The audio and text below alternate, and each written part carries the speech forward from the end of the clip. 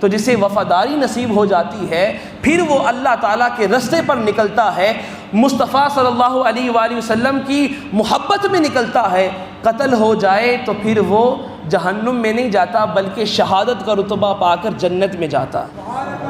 اچھا، اب ہم نے یہ دیکھنا ہے کہ مولا علی شیر خدا کرم اللہ وجہہ الکریم کی وفاداری کیسی تھی، وہ کس طرح سے وفادار تھے حضور علیہ الصلوۃ والسلام کے ساتھ، ان کی وفاداری کا عالم کیا تھا۔ ابھی بچپن ہے، حضور علیہ الصلوۃ والسلام نے سب کو دعوت دی ہے اسلام کی طرف، 10 سال کی عمر ہے، دعوت ذو العشیرہ ہے، اللہ تعالیٰ کا فرمان ہے وَأَنذِرْ عَشِيرَتَكَ الْأَقْرَبِينَ، اے حبیب اپنے قرابت داروں کو جو قریبی رشتہ دار ہیں ان کو آپ یہ ڈر سنائیں، پیغام دیں۔ جب حضور علیہ الصلوۃ والسلام نے جناب ابو طالب علیہ السلام سے یہ خواہش کا اظہار کیا، حضرت جناب ابو طالب علیہ السلام نے اپنے گھر میں تمام کفار کے سردار کو، پورا مکہ کے سردار کو بلایا، کھانا کھلایا، 3 دن تک کھانا کھلایا۔ تیسرے دن جب پیغام سامنے رکھا کہ میں اللہ تعالیٰ کا رسول ہوں اور تمہیں دعوت دیتا ہوں اللہ تعالیٰ کی توحید کی طرف، سارے خاموش رہے، کھانا کھا لیا تھا، خاموش رہے۔ مولا علی شیر خدا کرم اللہ وجہ الکریم 10 سال کی عمر ہے، عرض کی انا یا رسول اللہ، کہ میں آپ کی دعوت پر لبیک کہتا ہوں، میں عرض کرتا ہوں کہ میں آپ پر اسلام قبول کرتا ہوں۔ جو سب سے پہلے وفاداری کا اعلان کیا کائنات میں، سب سے پہلے مولا علی شیر خدا کی ذات تھی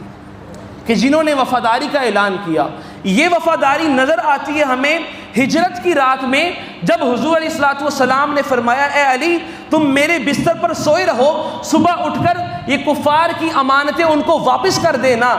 تلوار کے سائے میں سونا تو برداشت کر لیا، لیکن حضور علیہ الصلوۃ والسلام کے حکم کی نافرمانی نہیں کی، وفاداری میں ساتھ ساتھ رہے۔ اور پھر ہمیں یہ بات نظر آتی ہے غزوہ خندق کے موقع پر، جب عمر بن عبد ود سب کو للکار رہا تھا، پکار رہا تھا کہ ہے کوئی مجھ سے آج لڑنے والا، مجھے رستم عرب کہا جاتا ہے، اس وقت بھی وفاداری کی جو صدا مولا علی نے بلند فرمائی اور فرمایا ہاں میں مسلمانوں کی طرف سے، اللہ کے نبی کی طرف سے تیرے لیے لڑنے کے لیے تیار ہوں۔ تو یہ وفاداری جو نظر آتی ہے ساتھ ساتھ نظر آتی ہے۔ پھر اس وفاداری کا انعام کیا ملتا ہے؟ اللہ تعالیٰ پھر آیت مباہلہ نازل فرماتا ہے اور فرمایا فَقُلْ تَعَالَوْا نَدْعُ أَبْنَاءَنَا وَأَبْنَاءَكُمْ وَنِسَاءَنَا وَنِسَاءَكُمْ وَأَنفُسَنَا وَأَنفُسَكُمْ، اپنے بیٹے تم بھی لے آؤ، اپنے بیٹے ہم بھی لے آتے ہیں، اپنی عورتیں تم بھی لے آؤ، اپنی عورتیں ہم بھی لے آتے ہیں، اپنی جانیں تم بھی لے آؤ، اور اپنی جانوں کو لے کر مولا علی کو لے کر ہم بھی آ جاتے ہیں۔ تو حضور علیہ الصلوۃ والسلام کے ساتھ جو نسبت ہے مولا علی شیر خدا کرم اللہ وجہہ الکریم، وہ نفس رسول قرار دیا گیا۔ اس لیے حضور علیہ الصلوۃ والسلام نے فرمایا اے علی لحمک لحمی، جسم کا جسمی، کہ میرا جسم تیرا جسم ہے، میرا گوشت تیرا گوشت ہے۔ کیوں؟ یہ وہ مقام ہے کہ جب وفاداری اپنے عروج پر پہنچ جاتی ہے، درجہ کمال تک پہنچ جاتی ہے وفاداری، تو پھر فنا فی الرسول کا مقام آتا ہے کہ حضور علیہ الصلوۃ والسلام کی ذات کے اندر اپنا تن من دھن سب کچھ قربان کر دیتے ہیں، تو یہ فنا فی الرسول، فنائیت کا مقام ہوتا ہے۔ اسی لیے یہی وجہ ہے جب حضور علیہ الصلوۃ والسلام نے اس مقام پر آپ کو دیکھا کہ آپ فنا ہو چکے ہیں، تو پھر فرمایا اے علی پوری کائنات میں سب سے بدترین لوگ 2 ہی ہیں، ایک وہ کہ جس نے حضرت صالح علیہ السلام کی اونٹنی قوم سمود کے اندر اس اونٹنی کی ٹانگیں کاٹ دی تھیں، اس کو ذبح کر دیا تھا، وہ کائنات کا سب سے بدترین شخص ہے، اور دوسرا شخص وہ جو تجھے شہید کرے گا، ابن ملجم، وہ خارجی ملعون، جو تجھے شہید کرے گا وہ کائنات کا سب سے بدترین شخص ہوگا۔ تو حضور علیہ الصلوۃ والسلام نے فرمایا اے علی میں دیکھ رہا ہوں کہ تیری داڑھی پر سرخ خون لگا ہوا ہے، تیری داڑھی کو بھیگتا ہوا دیکھ رہا ہوں۔ اللہ اکبر۔ تو یہ شہادت کی ڈگری، شہادت کی سند، فنا فی الرسول کا درجہ حضور علیہ الصلوۃ والسلام نے اپنی حیات طیبہ کے اندر ہی آپ کو عطا فرما دیا۔ تو یہ وہ انعام تھا وفاداری مصطفیٰ کا کہ لوگ شہید پہلے ہوتے ہیں، شہادت کے بعد ان کے تذکرے ہوتے ہیں، انہیں لوگ یاد کرتے ہیں، مگر قربان جائیں فنا فی الرسول کا یہ عالم ہے، شہادت سے پہلے حضور علیہ الصلوۃ والسلام تذکرے فرما رہے ہیں، شہادت سے پہلے وہ ڈگری عطا فرما رہے ہیں کہ اے علی تو نے شہادت بعد میں حاصل کرنی ہے، اس کا سرٹیفکیٹ تجھے حضور پہلے ہی عطا فرما رہے ہیں۔ اچھا اب شہادت کی عظمت کیا ہوتی ہے؟ اچھا مرنا جو ہے نا، مرنے سے ہر انسان ڈرتا ہے، مرنے سے ہر انسان، موت سب کو آنی ہے اور ڈرتا بھی ہر انسان ہے۔ اور یہ جو کہے نا کہ مجھے موت کی پرواہ نہیں، موت آ گئی دیکھ لوں گا کوئی مسئلہ نہیں، وہ جھوٹا ہے،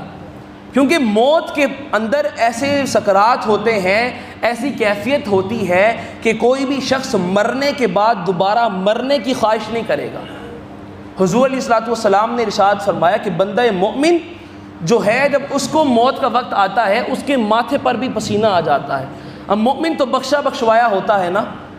لیکن پھر بھی اس کے ماتھے پر پسینہ آتا ہے، کیونکہ موت کی کیفیت اور اس کی سختی بہت مشکل سے اور بڑی مشقت والی ہوتی ہے۔ تو کوئی بھی مرنے کے بعد دوبارہ مرنے کی تمنا نہیں کرے گا، کیونکہ اسے پتہ لگ جائے گا موت کا ذائقہ کس قدر مشکل ہوتا ہے، موت کا ذائقہ۔ اچھا لیکن جو شہید ہوتا ہے نا اس کا معاملہ ہی الگ ہوتا ہے، اس کا معاملہ ہی علیحدہ ہوتا ہے۔ اس کا معاملہ یہ ہوتا ہے کہ وہ حضور علیہ الصلوۃ والسلام نے ارشاد فرمایا کہ جب شہید جنت میں لایا جائے گا نا، جنت میں آنے کے بعد بھی وہ خوش نہیں ہوگا، تو اللہ تعالیٰ ان کی طرف متوجہ ہوں گے اور فرمائیں گے اے بندے تو جس کے لیے آیا تھا وہ کام تو تیرا ہو گیا، جنت میں نے تجھے دے دی، ابھی بھی تو خوش نہیں، بتا تیری کیا خواہش ہے، کیا تمنا ہے؟ وہ تمنا یہ کرے گا اے مالک کائنات، اے خالق کائنات، میں یہ چاہتا ہوں کہ دنیا میں دوبارہ واپس بھیجا جاؤں،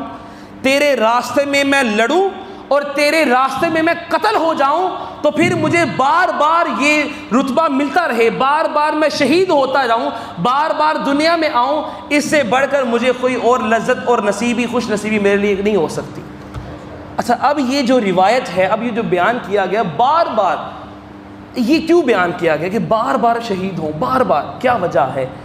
حضور علیہ الصلوۃ والسلام نے ارشاد فرمایا کہ جب بندہ مومن اللہ تعالیٰ کے راستے میں نکلتا ہے، شہید ہوتا ہے، اس کے خون کا پہلا قطرہ زمین پر بعد میں گرتا ہے، وہ اللہ تعالیٰ کا دیدار اور اپنی مغفرت کو پہلے ہی دیکھ لیتا ہے۔ اچھا اب یہ جو سوال آیا ذہن میں، لوگ سوال کرتے ہیں کہ بھئی جب قتل ہو رہا ہوتا ہے، شہید ہو رہا تھا، کیا اسے درد نہیں ہوتی، درد کا احساس نہیں ہوتا؟ ہمیں تو کچھ ہلکے کانٹا چبھ جائے تو درد محسوس ہوتی ہے، وہ تلوار اس کے سینے پر چلتی ہے، تلوار اس کے بازو پر چلتی ہے، تلوار اس کی ٹانگوں پر چلتی ہے، تو وہ درد کتنی ہوتی ہوگی اس کو؟ لیکن اس سوال کا جواب میں دینا چاہوں گا قرآن کی روشنی میں، قرآن کی روشنی میں۔ حضرت یوسف علیہ الصلوۃ والسلام کے حسن کا واقعہ ہے، اور جس کو سمجھ آ جائے پہلے سبحان اللہ کہہ دے۔ حضرت یوسف علیہ الصلوۃ والسلام کو اللہ تعالیٰ نے حسن بے مثال دیا تھا، درجہ کمال کا حسن دیا تھا۔ زلیخا فریفتہ ہو جاتی ہے، اس کی سہیلیاں طعنہ دیتی ہیں تو ایک غلام پر فریفتہ ہو گئی ہے، وہ کہتی ہے کہ کچھ باتیں ایسی ہوتی ہیں جو لفظوں میں بیان نہیں کی جاتی بلکہ میں تمہیں دکھا دیتی ہوں، اور مشاہدے کے طور پر ہاتھ میں سیب تھما دیا، ہاتھ میں چھڑیاں دے دیں، اور سامنے پردے کے پیچھے حضرت یوسف علیہ الصلوۃ والسلام کو کھڑا کر دیا، اور فرمایا کہ پہلے یہ چھیلنا شروع کرو، کاٹنا شروع کرو پھل کو۔ جب وہ کاٹنے لگتی ہیں اچانک پردہ ہٹا دیتی ہیں۔ فلما رأینہ اکبرنہ وقطعن ایدیہن، قرآن فرماتا ہے جب ان مصر کی عورتوں نے جب دیکھا حضرت یوسف علیہ الصلوۃ والسلام کے حسن کو تو اپنی انگلیاں کاٹ بیٹھی، اپنی انگلیاں کاٹ بیٹھی، انہیں درد کا احساس تک نہیں ہوا کہ ہم نے انگلیاں کاٹی ہیں۔ ادھر پھر وہ شہید کا عالم کیا ہوگا کہ جب اس کی گردن کٹ رہی ہوگی، سامنے خالق یوسف کے دیدار کی لذت لے رہا ہوگا، ادھر انگلیاں کٹ گئیں تکلیف نہیں ہوئی، ادھر گردن کٹی ہے سامنے دیدار الہی ہو رہا ہے، وہ لذت میں اتنا مگن ہو گیا ہے کہ پھر اسے درد کا احساس تک نہیں ہوتا، درد کا احساس تک نہیں ہوتا۔ اچھا ان عورتوں نے ایک اور بات کہی، فَلَمَّا رَأَيْنَهُ أَكْبَرْنَهُ وَقَطَّعْنَ أَيْدِيَهُنَّ، انہوں نے آگے کہا انگلیاں کاٹ لینے کے بعد، انگلیاں کاٹنے کے بعد کیا کہا، اللہ کی قسم یہ تو کوئی فرشتہ ہی لگتا ہے، یہ تو کوئی فرشتہ ہی لگتا ہے، قُلْنَا حَاشَ لِلَّهِ مَا هَذَا بَشَرًا، یہ کوئی بشر نہیں ہے، یہ انسان نہیں ہے، ان هَذَا إِلَّا مَلَكٌ کریم، یہ تو کوئی معزز فرشتہ لگتا ہے، یہ تو کوئی نوری مخلوق لگتا ہے۔ انہوں نے حضرت یوسف علیہ السلام کو اللہ تعالیٰ کا نور کہہ دیا، اللہ تعالیٰ کا نور کہہ دیا، بشر کی نفی کر دی، کسی نے کوئی بات پر اعتراض نہیں کیا، بلکہ اللہ تعالیٰ کو یہ بات اتنی پسند آئی، اللہ نے قرآن نازل کر دیا کہ اس نے میرے حبیب کے، میرے یوسف کے حسن پر بات کرتے ہوئے بشریت کی نفی کر دی۔ اللہ تعالیٰ نے یہ نہیں کہا یہ کافرہ ہو گئی، یہ مشرکہ ہو گئی، لیکن فرمایا قرآن نازل کر کے یہ ان کی محبت تھی کہ انہوں نے یہ کہہ دیا کہ یہ اللہ کی نوری مخلوق میں سے، کیوں نور ہوتا ہی خوبصورت ہے۔ تو یہ اللہ کے نور کا فیض تھا جو حضرت یوسف علیہ السلام کو ملا۔ تو پھر احمد رضا خان رحمۃ اللہ تعالیٰ علیہ کیا لکھتے ہیں کہ حسن یوسف پہ کٹی مصر میں انگشت زنا، سر کٹاتے ہیں تیرے نام پہ مردان عرب، سر کٹاتے ہیں تیرے نام پہ مردان عرب۔ یہ بات ہو رہی ہے، یہ کمپیریزن کیسا ہے، یہ قافیہ ردیف اور شعر و شاعری کے جو واقفیت رکھتے ہیں ان کے بارے میں یہ کہہ رہا ہوں۔ ایک طرف ہے حسن یوسف اور ایک طرف ہے نام محمد، مقابلہ چیک کیجئے گا، مقابلہ ہے دونوں مصروں کے اندر، ایک طرف کیا ہے حسن یوسف اور یوسف علیہ السلام کی پوری ذات، اور ایک طرف ہے نام محمد صلی اللہ علیہ وسلم۔ ایک طرف ہے مصر کی خواتین کہ جو اپنی انگلیاں کاٹ رہی ہیں حسن یوسف دیکھ کر، اور ایک طرف ہیں عرب کے نوجوان مرد جو حضور علیہ السلام کو دیکھ کر نہیں بلکہ آج تک صرف نام پر اپنی جانیں قربان کرنے کو تیار ہے۔ تو یہ کیا ہے، یہ وہ ہے شہادت اور یہ ہے وفاداری مصطفیٰ صلی اللہ علیہ وآلہ وسلم۔ ایک عام مسلمان اگر قتل ہو،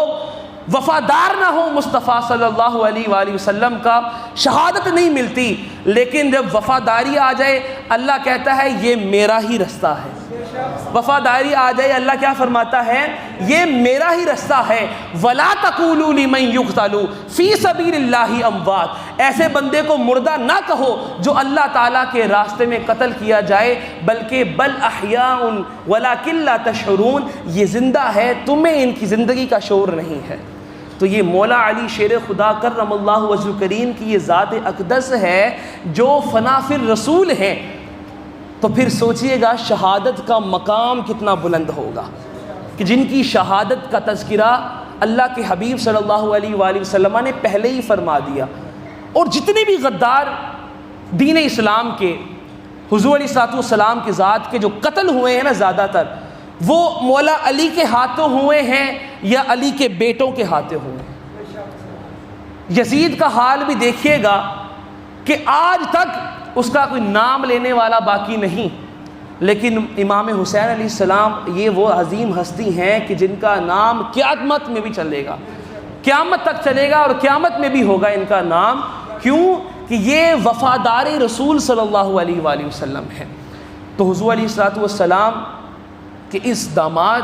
حضرت مولا علی شیر خدا کرم اللہ وجہ کریم کی شہادت کا یہ عظیم واقعہ تھا کہ جب یہ ملعون ابن ملجم نکلتا ہے، 19واں روزہ ہوتا ہے، فجر کی نماز کے اندر وار کرتا ہے، اللہ اکبر، جب فجر کی نماز کے اندر وار کرتا ہے زخمی کر دیتا ہے، تلوار کو جو خنجر کو زہر لگا ہوا ہوتا ہے، جب زہر لگا ہوا ہوتا ہے وار کرتا ہے، اس موقع پر شاعر کیا لکھتا ہے کہ جب گردنیں جھکی ہوں تو سر کاٹتے ہیں لوگ، جب گردنیں جھکی ہوں تو سر کاٹتے ہیں لوگ، جھکتا نہیں وہ سر جو سدا سرفراز ہو، اور سر کاٹنا علی کا تو ممکن ہی نہ تھا، سر کاٹنا علی کا تو ممکن ہی نہ تھا، قاتل بھی انتظار میں تھا کہ وقت نماز ہو، قاتل بھی انتظار میں تھا کہ وقت نماز ہو۔ آپ کو جب خنجر لگا تو آپ نے پھر اپنے بیٹوں کو وصیت یہ فرمائی کہ اگر تو میں بچ جاؤں تو پھر اس کو قتل نہیں کرنا، اس کا معاملہ میرا معاملہ ہوگا، میں خود اس کو ہینڈل کروں گا، اگر میں زخم و کتاب نہ لاتے ہوئے اللہ تعالیٰ کی بارگاہ میں پہنچ گیا تو تم اسے قصاصاً کے طور پر قتل تو کر دینا، لیکن اس کی لاش کی بے حرمتی نہیں کرنی، بے شک یہ خارجی ہے، دین سے خارج ہو چکا ہے، لیکن دین اسلام کی حرمت کو ہم نے پامال نہیں ہونے دینا۔ تو یہ درس تھا مولا علی شیر خدا کرم اللہ وجہ الکریم کی شہادت کا واقعہ کہ وفاداری رسول صلی اللہ علیہ وآلہ وسلم کی کرو گے تو شہادت ملے گی، اگر صرف برائے نام مسلمان رہ جاؤ گے، وفاداری نہیں ہوگی، اور یہ کہو گے کہ میں نمازیں پڑھ لوں اور حضور علیہ الصلوۃ والسلام کی تعظیم سے منہ پھیر لوں، تمہاری نمازیں بھی تمہارے منہ پر مار دی جائیں گی۔ اللہ رب العزت ہم سب کو حضور علیہ الصلوۃ والسلام سے محبت اور وفاداری کرنے کی توفیق عطا فرمائے۔ وما علی الا البلاغ۔